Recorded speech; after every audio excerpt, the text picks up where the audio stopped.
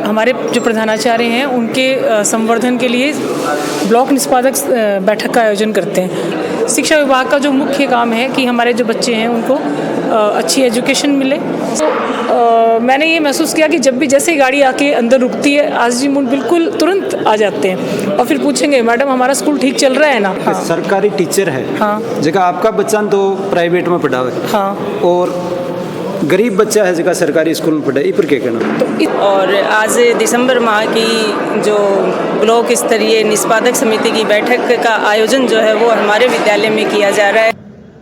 Natural farming पर थोड़ा जोर दिया जा रहा है। हम गांव-गांव में जाके अलग-अलग किसानों के बीच में जाके प्रैक्टिकल ट्रेनिंग्स वगैरह भी देते हैं।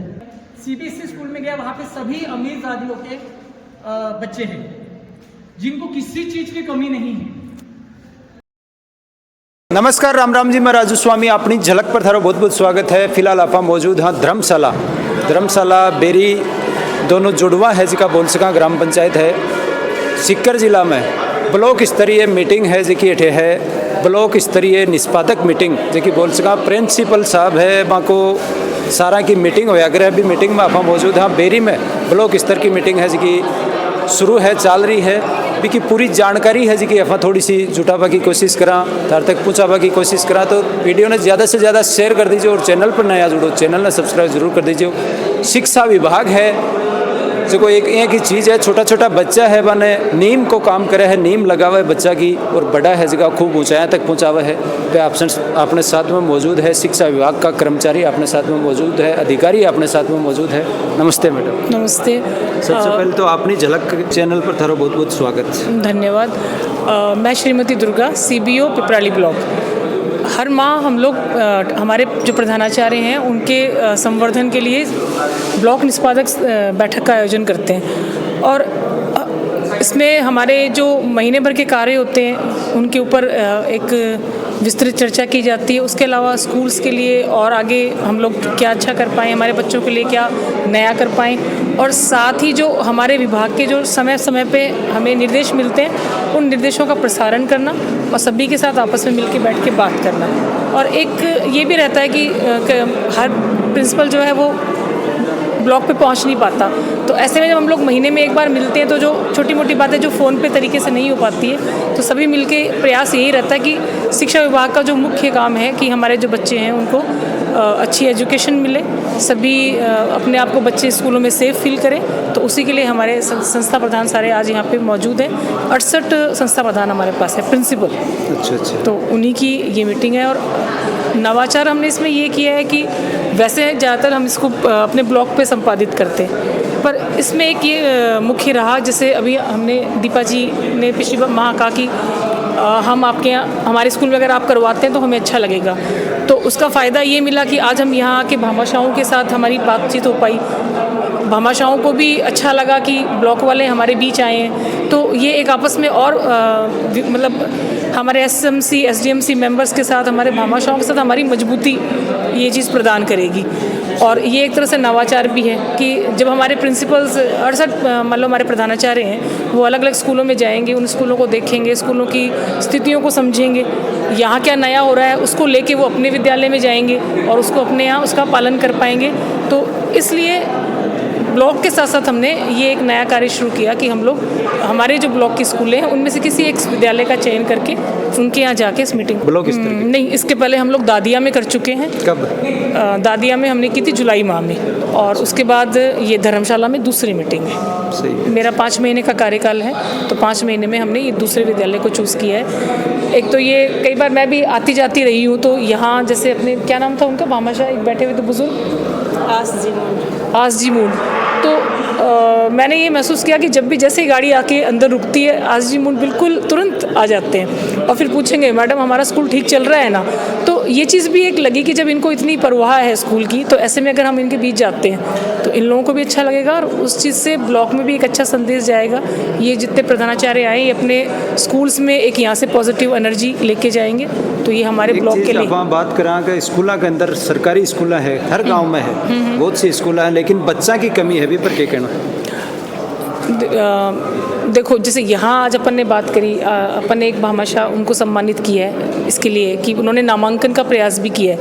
तो बात फिर वही आती है जो आप कह रहे हो कि अपना बच्चा, अपना विद्यालय, अपना गांव, सब कुछ अपना ही है। और जब अपना और हम सारे अपने मिलके इस अभियान को अगर लेंगे ना तो हम संख्या बढ़ा पाएंगे। इसके लिए ये भी, इस बात को भी यूँ भी समझो आप कि ये एक विश्वास जमाने की बात है। एक मैं भी फील्ड में जाऊँ तो माने भी एक चीज़ सुनवान मिला है कि सरकारी टीचर है, जगह आपका बच्चा तो प्राइवेट में पढ़ा है, और गरीब बच्चा है जगह सरकारी स्कूल में पढ़ा, इस पर क्या कहना? तो इस चीज़ को ही तो, ये जो आप कह रहे हैं ना, एक गैप भाई बीच में कहीं ये रहा, जब भी जैसे आप कह रहे हो सरकारी टीचर्स को ये लगता है कि इंग्लिश मीडियम का एक वहम रहा, उस इंग्लिश मीडियम वाले वहम को दूर करने के लिए तो अब जो सरकार है वो ये महात्मा गांधी स्कूल या फिर हमारे पीएम श्री स्कूल लेके आई हैं। और आप ये हमारी गोकुलपुरा में पीएम श्री स्कूल चलती है, तो अध्यापकों के बच्चे वहाँ खूब पढ़ रहे हैं। आप प्रिंसिपल साहब हैं, चाहें तो आप उनसे बात करके देखिए। तो इस चीज़ को कोशिश की गई है कि हम एजुकेशन, अगर कहीं ऐसा लग रहा है कि भाई इंग्लिश मीडियम पढ़ाना है तो चलो हिंदी मीडियम से आगे हर कोई निकलना चाहता है, तो पीएम श्री स्कूल और महात्मा गांधी स्कूल है, उन्हीं के लिए एक ये कार्य योजना है कि सभी लोग और आगे बढ़ के वहाँ नामांकन। सीकर में कतई की स्कूल है कि इंग्लिश मीडियम खुल चुकी है? अपने ब्लॉक में महात्मा गांधी स्कूल 29 के आसपास हैं, एक्यूरेट आंकड़ा तो मुझे ध्यान नहीं है। 29 में रनिंग में कतई की स्कूल है? सब रनिंग में है। और अपने पास 3 पीएम श्री स्कूल है, एक है कहारों की ढाणी, एक है गोकुलपुरा और एक है अपनी मारू स्कूल। ये प्रधानमंत्री का जो एक सपना है पीएम श्री स्कूल का, उसके आधार पे ये चल रही है और नामांकन भी बहुत अच्छा है। तो क्योंकि हर किसी को क्या चाहिए आजकल, एक नवाचार चाहिए, एक नयापन चाहिए। तो अब जैसे प्राइवेट स्कूल में पढ़ने वाला बच्चा के लिए क्या संदेश है? जो प्राइवेट में पढ़ते हैं उनके लिए राजकीय स्कूलों की तरफ खींचने के लिए क्या संदेश देना चाहेंगे आप? मेरा ऐसे मान लो, मैं 30 साल से सरकारी जॉब में हूँ और मैं जो हमेशा एक मोटी बात कहती आई हूँ कि एक सरकारी टीचर जो है, जब हमें नौकरी चाहिए होती है तो हम सरकारी में जाते हैं, और जब हम बच्चे पढ़ाने हैं तो हम प्राइवेट में जा रहे हैं। तो ये चीज़ एक हम मान के चलें कि हमारा सरकारी विद्यालय जो है उसका जो अध्यापक है वो कभी गलत नहीं पढ़ाएगा, क्योंकि वो कई सारे हर्डल्स को पार करके आया है। तो अगर इस चीज़ का विश्वास अगर हम लोग कर पाएंगे तो हमारी स्कूलों की दशा और दिशा दोनों बदलेगी। और ये एक विश्वास ही है, एक विश्वास की डोर है। जब ये मजबूत हो जाएगी तो निश्चित रूप से आगे फ़ायदा ही होगा। और ऐसा नहीं है, देखो विगत कुछ वर्षों में सरकारी स्कूलों पे लोगों का काफ़ी विश्वास हुआ है और उसके लिए आप लोग सब भी हमारे साथ रहे हो। भाई मैंने देखा है कि जहाँ कहीं नेगेटिव छापते हो तो आप पॉजिटिव भी छापते हो, पर होता ये है कि छपती ज़्यादातर सरकारी स्कूलों की है, नेगेटिव भी और पॉजिटिव भी। आप देख लो, बहुत फोकस सरकारी पे ही है। ये वाला फोकस अगर थोड़ा उधर भी जाए तो बेहतर रहे, क्योंकि ऐसा नहीं है कि हम ही कुछ, सब हमारी सरकारी स्कूलों में सब कुछ गलत हो रहा है। तो इस चीज़ का मैं आपसे भी निवेदन करना चाहूँगी कि इस चीज़ का आप लोग भी ध्यान दें और हम लोग मिलके हमारे बच्चों के लिए एक बेहतर भविष्य बना पाएँ। उसमें हम सभी का सहयोग रहेगा। बहुत बहुत आभार। और मैडम का बहुत बहुत धन्यवाद है कि इन्होंने एक जो हमारा नवाचार था उसमें हमारा सहयोग किया।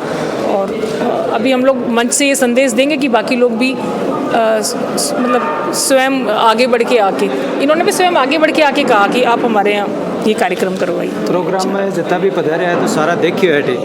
हाँ, मन में तो बाकी भी अपने स्कूल में भी को कार्यक्रम होना चाहिए। बिल्कुल, तो यही तो एक तरीका होता है भाई, मोटिवेट करने का तरीका है ये भी है कि चलो आज इनके यहाँ आए तो कल हमारे यहाँ भी लोग आएँ, हमारे विद्यालय को देखें, हमारी व्यवस्थाएँ देखें। बहुत बहुत आभार। नमस्ते मैडम। नमस्ते, मैं धर्मशाला पीओ सेठ जेपी गोयनका राजकीय उच्च माध्यमिक विद्यालय धर्मशाला की प्रधानाचार्य, और आज दिसंबर माह की जो ब्लॉक स्तरीय निष्पादक समिति की बैठक का आयोजन जो है वो हमारे विद्यालय में किया जा रहा है। तो मैं इसके लिए ब्लॉक का आभार व्यक्त करना चाहूँगी कि पूरे ब्लॉक के जो अधिकारी हैं उन्होंने मेरे इस आग्रह को स्वीकार किया और इस मीटिंग का आयोजन मेरे विद्यालय में आज सफलतापूर्वक संपन्न हो रहा है।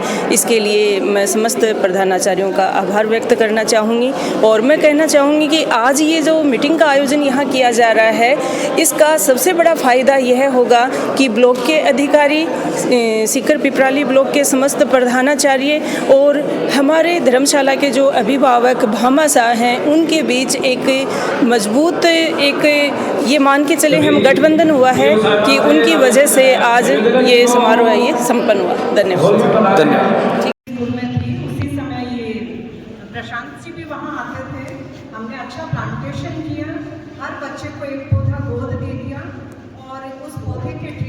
लगाया, उस पौधे की हमने तख्ती लगा दी, उसको उस बच्चे का नाम लिख दिया। तो बच्चे को भी अच्छा लगता था कि ये प्लांट मेरा है और इस पे ये तख्ती पे मेरा नाम है, मेरी क्लास का। जैसे मान लो रुतवी लिखा हुआ तो नीचे किचन के जस्ट बाजू में हमने किचन गार्डन में बना रखा था। उसमें सब सीजन के अनुसार हर वैरायटी की सब्जी उगा रखी थी और हमारी जो कुक हेल्पर थी वहीं से सब्जियां लेके वो सब्जी बनाती थी और सब्जी इतनी लगती थी कि स्टाफ वाले भी फ्रेश ऑर्गेनिक सब्जी अपने घर लेके जाते। Thank you. सम्मानित मंच, उपस्थित सभी गुरुजन, हमारे ऑर्गेनाइजेशन जो है उसका नाम जमुनालाल कन्हैयाराम बजाज ट्रस्ट है। हम लोग 2-3 कंपोनेंट्स पे मोस्टली काम कर रहे हैं, जिसमें जो एक्चुअल में आज की ज़रूरत भी है। पहला है खेती और दूसरा है पानी। क्योंकि आज अगर हम स्थिति देखें, खेती की अगर बात करें तो पंजाब के बाद हमारा नंबर आ रहा है। जो पेस्टिसाइड में मतलब हम इतना ज़्यादा घुस चुके हैं कि पंजाब में जहाँ घर घर में कैंसर है, यहाँ हर एक गांव में 15-20 पक्के मिल जाएंगे। तो ये स्थितियाँ जो है इनको सुधारने के लिए हम लोग कहीं न कहीं थोड़ा काम कर रहे हैं।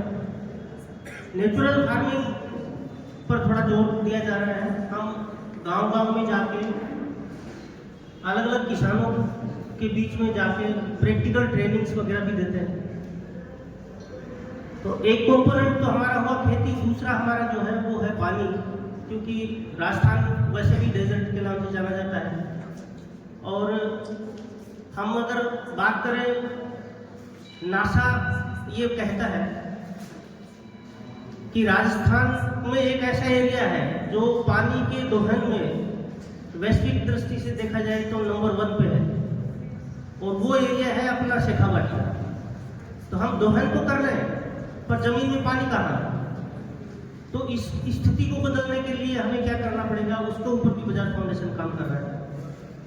इसके अलावा हमारा एक थोड़ा सा एक हटके कंपोनेंट है, जिसे मैं ये तो नहीं कहूँगा कि वो एजुकेशन है, क्योंकि एजुकेशन में तो यहाँ जो बैठे हैं उनका हाथ कोई नहीं पकड़ने वाला। पर हम जो काम कर रहे हैं वो थोड़ा सा हटके है, पर कहीं ना कहीं उससे बच्चे जुड़े हुए हैं। उस प्रोग्राम का नाम है डिजाइन फॉर चेंज। तो मैं चाहूँगा हमारे साथी हैं प्रशांत सेटोने जी, तो वो कृपया करके उस प्रोग्राम को आगे बढ़ाएं। थैंक यू, धन्यवाद। आदरणीय मंच, सभी को हृदय से अभिनंदन करता हूँ, आभार करता हूँ। आज सर ने तो हमारे ट्रस्ट का इंट्रोडक्शन दिया है। एक छोटा सा प्रोग्राम है जिसका नाम है डिज़ाइन फॉर चेंज। ये डिज़ाइन फॉर चेंज केवल अपने देश में नहीं, दुनिया के 75 देशों में ये प्रोग्राम चल रहा है। एजुकेशन के साथ हम तो किताबी ज्ञान बच्चों को देते हैं, किताबें पढ़ाते हैं। यहाँ पे इतने सारे प्रिंसिपल्स बैठे हैं जिन्होंने अपने बच्चों को व्यवहारिक नॉलेज दिया होगा कि समाज में किताबों के अलावा भी हमें किस तरह से डेवलप होना है। ये होते हैं। इसी कड़ी में डिज़ाइन फॉर चेंज ऐसा एक प्रोग्राम है जो बच्चों के लिए स्पेशल बना हुआ है, जिसमें बच्चों के सपने, बच्चे क्या करना चाहते हैं, ये आपके जो भी हमने आपको फोल्डर दिया उसमें पूरा उसका किस तरह से प्रोग्राम किया जाता है उसका पूरा करिकुलम है। डिज़ाइन फॉर चेंज एक ऐसा प्रोग्राम है जो दिल से बच्चे आपसे जुड़ते हैं। मैं एक छोटा सा उदाहरण देना चाहता हूँ। जैसे मैं मुंबई के स्कूल में था, मेरा मुंबई का स्कूल है 12वीं तक का। वहाँ पे सीबीएसई और गवर्नमेंट के सभी टाइप के अलग अलग सेक्शन बने हैं। सीबीएसई स्कूल में गया, वहाँ पे सभी अमीर जातियों के बच्चे हैं जिनको किसी चीज़ की कमी नहीं है, सब कुछ मिलता है बस एक फ़ोन पे। बच्चे कार से हमारे स्कूल में आते हैं, यानी उनको ये भी नहीं पता कि बस में कैसे धक्का खाना पड़ता है, कुछ नहीं, बिल्कुल टच नहीं है। ज़मीन टू डायरेक्ट स्कूल, घर से डायरेक्ट स्कूल, इस तरह से बच्चे हैं। अब कुछ बच्चे ऐसे हो गए कि टीचर का भी नहीं मानते। हम घर में पढ़ लेंगे, थोड़ा सा डांट दिए तो सीधा कंप्लेंट आ जाती है, पुलिस कंप्लेंट हो जाती है। इस तरह से हो गया वातावरण वहाँ का। बाद में ये हुआ कि हमारे मेरे ऊपर के जो प्रिंसिपल थे वो आ गए। उन्होंने कहा कि इनको मैं टैकल करता हूँ। अब टैकल करने का तरीका देखिए, बिल्कुल सिंपल, पढ़ाई तो रखिए, पढ़ाई के साथ साथ उन्होंने बच्चों से बिल्कुल दिल का रिश्ता जोड़ दिया। कैसे? जैसे बच्चों ने गलती कर दी, माता पिता आ गए, कक्षा में आ गए, सबके सामने बैठ गए और बोले अब इस बच्चे का क्या करना है, इन्होंने बहुत बड़ी गलती की है, इसको अपने को वापस निकालना है। गलती एक ही थी, टीचर का बर्थडे था तो उसमें वो चाकू होता है प्लास्टिक का। अब बच्चे को दिमाग में था कि केक काटने के लिए चाकू चाहिए, उसने अपने घर का बड़ा सा चाकू लेके आया स्कूल में, बस्ते में। अब वो छुपा के रखा, उसके मन में कोई बड़ा सा ये नहीं था, क्राइम नहीं था, लेकिन वो छुपा के लेके आया। जब मैडम हमारा वो केक काटेंगे तब वो उनके हाथ में मैं दूंगा ताकि हो जाए। और सही में वैसी हुआ, सिचुएशन वैसी हुई कि अरे केक काटने के लिए चाकू नहीं है। बच्चा गया, अपने बस्ते से बड़ा सा चाकू बहुत बड़ा था कि डर लग जाए, मान लीजिए 2.5 फीट का तो होगा आराम से ऐसे लाके मैडम के पास दे दिया। पूरे टीचर डर गए कि ये क्या, केक काटने के लिए तो पूरा इतना बड़ा चाकू लेके आए हो। बोले मैडम मुझे पता था कि केक काटना है तो चाकू तो लाना ही है, तो प्लास्टिक का तो इतना है तो टूट जाता है, टूट गया तो उसी में रह जाएगा, हम खाएंगे तो हमारे इसमें आ जाएगा, इसलिए मैंने वो बड़ा स्टील वाला चाकू लाया। सभी टीचर डर गए और उन्होंने सबने कहा ये बच्चा क्लास में कुछ भी ला सकता है, आज चाकू लाया कल घर लेके आ जाएगा, तो उसको निकालो स्कूल से। प्रिंसिपल बैठे, बोले पूरे प्रिंसिपल बैठे, उनके टीचर्स भी बैठे, अभिभावक को भी बुलाया कि ये क्या है। बच्चा बोला कि मैंने केवल टीचर्स के लिए वो केक काटने के लिए लाया। वो तो बच्चा रो रो के बता रहा था, लेकिन टीचर नहीं माने। बाकी टीचर कम से कम 40 टीचर थे, नहीं माने, इस बच्चे को निकालो क्योंकि इसका कहीं ना कहीं इम्पैक्ट हमारे बाकी बच्चों पे होगा। प्रिंसिपल ने एक ही कहा, कुछ नहीं, केवल एक आंसू यहां से टपका प्रिंसिपल, और उस बच्चे के और अभिभावक को देखा। बोले मेरे पे विश्वास, जो अभिभावक है मेरे पे विश्वास सर, मैडम एक बार उसको चांस दीजिए, स्कूल से मत निकालिए क्योंकि दूसरे स्कूल में इसमें लेंगे नहीं इसको। हुआ वैसे, प्रिंसिपल ने थोड़ा सा, उनको भी लगा, इमोशनल हो गए। इमोशनल होने के बाद में वो बच्चा आके पैर पे गिर गया। बोले मैडम मेरी भावना गलत नहीं थी, केक काटने के लिए मैंने वो चाकू लाया था कि मेरे टीचर का जन्मदिन है तो वो केक काटने के लिए था, बाकी सब लोगों ने अलग से ऑब्जेक्शन नहीं लिया। बच्चा भी थोड़ा डेंजर ही था, कोई माफिया का वो था, उनका बच्चा था वो जो ब्याज से पैसे देते हैं ना, उस टाइप का। देखिए सिचुएशन कैसी है, टीचर ने उसको बराबर हैंडल किया। बोले देखो आपका पीछे का जो बैकग्राउंड है बहुत खराब है, लेकिन एक चांस मैं आपको देती हूँ, 40 टीचर अपोजिट में है, मैं अकेले आपके साथ हूँ। 2 साल हो गए मैडम, बच्चा टॉप आया। इस साल 10th में मुंबई डिवीजन में फर्स्ट आया। जो बच्चा जैसे जिसको टच नहीं था वो डिवीजन में फर्स्ट आया अपने पूरे स्कूल में, मुंबई में।